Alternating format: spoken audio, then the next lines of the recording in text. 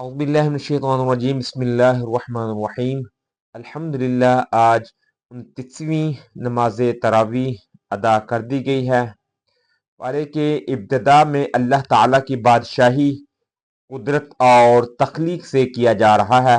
اللہ تعالیٰ نے انسان کو بے شمار نعمتیں عطا فرمائی۔ اگر وہ نعمتیں ہم سے واپس لے لے تو پھر کون ہے جو اس سے نعمتیں ہمیں دوبارہ دلا سکے؟ اللہ تعالیٰ قلم کی قسم اٹھا کر کفار کے الزامات کی تردید کرتا ہے کہ میرا محبوب دیوانہ نہیں، وہ تو اخلاق عالیہ کی ان رفعتوں پر فائز ہے جہاں کسی کی رسائی نہیں۔ منکرین قیامت، سمود، عاد اور فرعون کی عبرتناک تباہی کا ذکر کیا جا رہا ہے، ساتھ ہی ساتھ قیامت کے روز برپا ہونے والے ہولناک حادثات کا ذکر کیا ہے۔ یہ کتاب نہ کسی شاعر کا کلام ہے اور نہ کاہن کی خود ساختہ تصنیف، یہ کلام اللہ تو ایک نصیحت ہے۔ اس کے بعد پارے میں اہل مکہ، وقوع قیامت کوئی کھیل تماشا نہیں، ادھر آپ نے فرمائش کی، ادھر وقوع قیامت کا عمل شروع ہو گیا۔ یہ تو ایک ہولناک سانحہ ہوگا جسے کوئی ٹال نہیں سکتا۔ انسان تو بہت ہی لالچی پیدا ہوا ہے، جب اسے تکلیف پہنچتی ہے تو گھبرا جاتا ہے اور آسائش میں بخیل ہو جاتا ہے۔ حضرت نوح علیہ السلام نے 950 سال تک فرائض نبوت ادا فرمائے، بدعمال قوم نے نصیحت قبول نہ کی اور حضرت نوح علیہ السلام کو جھٹلانے سے باز نہ آئے۔ حضرت نوح علیہ السلام نے قوم کے حق میں بد دعا کی، ایک سخت طوفان نے قوم کو عالیہ ایمان والوں کے علاوہ ساری قوم طوفان میں غرق ہو گئی۔ حضرت نوح علیہ السلام کی دعا سے سورہ اختتام پذیر ہوتی ہے۔ جنہوں نے حضور صلی اللہ علیہ وسلم سے قرآن پاک سنا اور کہا کہ قرآن تو بھلائی کا راستہ دکھاتا ہے، وہ اس سے متاثر ہو کر ایمان لے آئے۔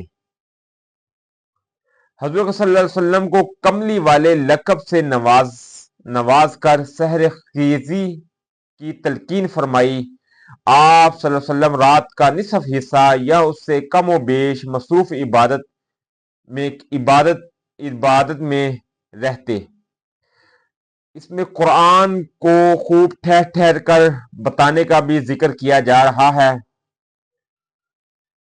اے کملی والے، اٹھو اور تبلیغ دین کا کام شروع کرو، اپنے پروردگار کی بڑائی بیان کرو، اپنے لباس کو پاک رکھو، کسی پر احسان کر کے اس سے صلے کی خواہش نہ کرو۔ ارشاد ہے کہ اے نبی صلی اللہ علیہ وسلم، آپ کو نبوت کی نازک اور گھراں قدر ذمہ داریوں کا از حد احساس ہے۔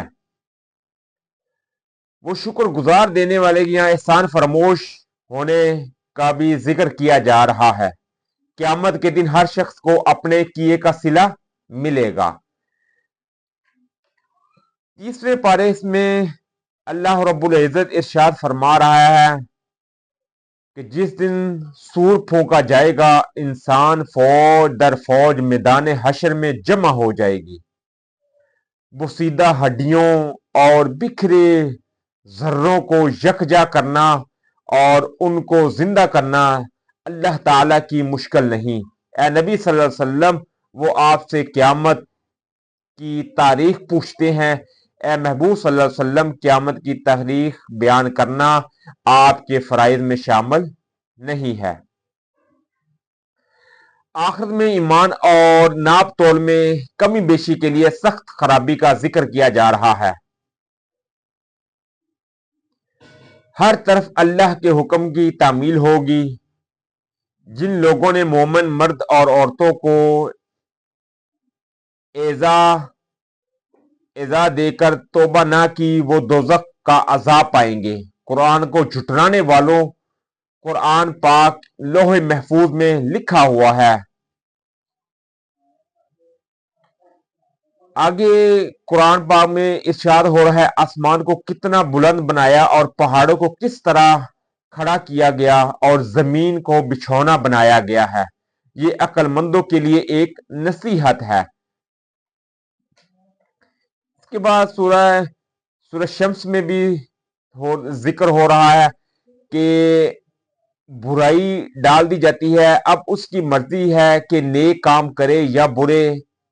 نیک اعمال کے عادی شخص کے گھٹن اور مشکل کام اللہ تعالیٰ آسان کر دیتا ہے۔ اے نبی صلی اللہ علیہ وسلم، ہم آپ کو ایسی نعمت عطا فرمائیں گے کہ آپ راضی ہو جائیں گے۔ ہم نے آپ کی خاطر آپ کے ذکر کو بلند کر دیا۔ اس کے بعد جس نے انسان کو جمے ہوئے خون سے پیدا کیا، قرآن پاک شب قدر میں نازل ہوا۔ شب قدر 1000 مہینوں سے بہتر ہے۔ جب زمین تھر تھراہے گی اور ہر چیز باہر نکال دے گی، متعدد قسمیں کھا کر حقائق کی نقاب کشائی کی جا رہی ہوگی، انسان اپنے رب کا نہ شکر ہے۔ کثرت کی خواہش نے انسان کو غافل کر دیا ہے، یہاں تک کہ وہ مرنے کے قریب ہو جاتا ہے۔ چغل خور، بخیل اور مال جمع کرنے والا دوزخ کی آگ میں ڈالا جائے گا۔ یتیموں اور مسکینوں کو جھڑکنے والا یا کار بخیل اور بدبخت ہے۔ حوض کوثر حضور صلی اللہ علیہ وسلم کے لیے خدا کا عطیہ ہے۔ سورہ اخلاص میں خدا کی وحدانیت کا ذکر ہے۔ سورہ فلق اور سورہ ناس میں حاسدوں کے حسد، شریروں کے شر، جادو اور شیطانی وسوسوں سے اللہ تعالیٰ کی پناہ مانگی گئی ہے۔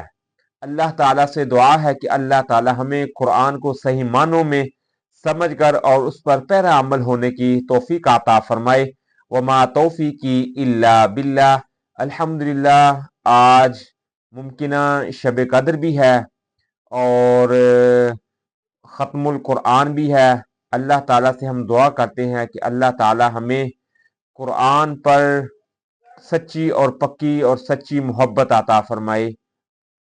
السلام علیکم ورحمۃ اللہ تعالی وبرکاتہ۔